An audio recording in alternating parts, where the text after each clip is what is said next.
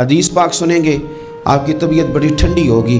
میرے نبی پاک صلی اللہ تعالیٰ علیہ وسلم ارشاد فرماتے ہیں کہ جو بندہ سوال سے بچنا چاہے گا، ارادہ کرے گا اللہ میں نے کسی سے نہیں مانگنا، فرمایا جو سوال سے بچنا چاہے گا رب اسے سوال سے بچا لے گا، اور جو لوگوں سے بے نیاز ہونا چاہے گا کہے گا یا اللہ مجھے دنیا داروں کا محتاج نہ بناؤ، اپنی بارگاہ سے عطا فرما۔ جو لوگوں سے بے نیاز ہونا چاہے گا اللہ لوگوں سے بے نیاز کر دے گا، اور فرمایا جو صبر کا ارادہ کرے گا اللہ اسے صبر کی توفیق بھی عطا فرما دے گا۔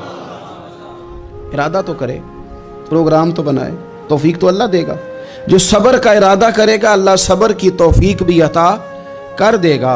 اور حضور صلی اللہ تعالیٰ علیہ وسلم فرمانے لگے یاد رکھو کسی بندے کو جو بہترین تحفہ دیا گیا ہے نا، اگر کسی کو کوئی بہترین عطیہ ملا ہے تو پھر اللہ تعالیٰ نے اسے صبر عطا فرمایا ہے۔